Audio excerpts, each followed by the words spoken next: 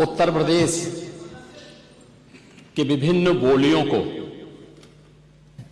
भोजपुरी, अवधी, ब्रज और बुंदेलखंडी को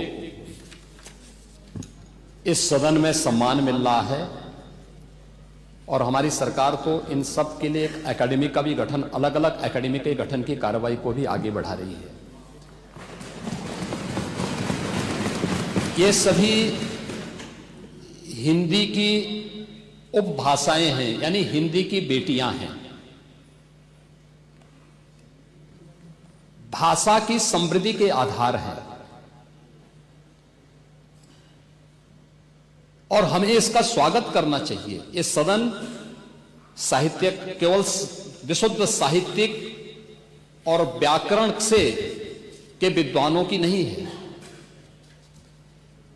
आम जन का प्रतिनिधित्व करने वाले माननीय सदस्य समाज के विभिन्न तबके से आए हैं।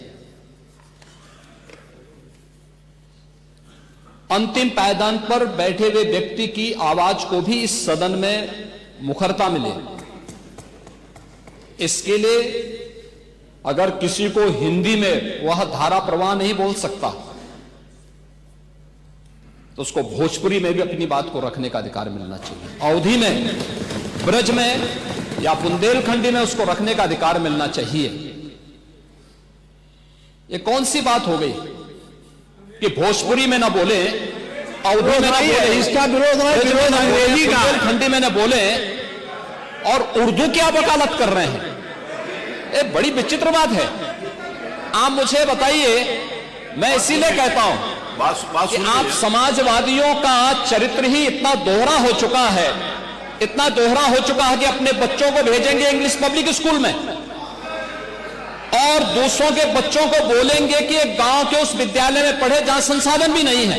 ये दोहरा आचरण और जाकी रही भावना जैसी प्रभु मूर्ति देखी तिन तैसी, यह तो आचरण आप लोगों का है। इसीलिए आपने कल भी भोजपुरी का विरोध किया, अवधी का विरोध किया, बुंदेलखंडी का विरोध किया और आप लोग अपने दैनिक जागरण में, दैनिक जीवन में इस प्रकार के आचरण के आदी हो चुके हैं। और इसलिए अध्यक्ष जी, इसका अभिनंदन हम लोग करते हैं और इन बोलियों को सम्मान मिलना चाहिए। इनके संरक्षण के लिए ही हमारी सरकार भोजपुरी एकेडमी का गठन कर रही है, अवधी एकेडमी का गठन कर रही है संत तुलसीदास जी के नाम पर। इसी के आधार पर ब्रज भाषा इतनी समृद्ध भाषा है।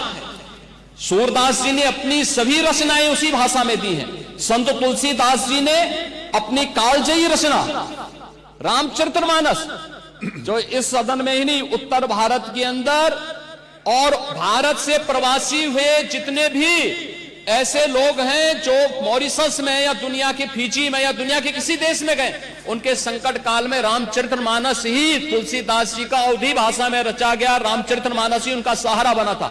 और आज जब उसको सम्मान मिल रहा है तो आप उसका विरोध कर रहे हैं। बड़ी विचित्र सी स्थिति है।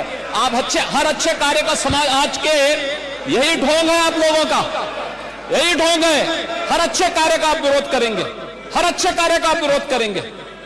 हर अच्छा कार्य जो प्रदेश के हित में है, देश के हित में है, आप उसका विरोध करेंगे।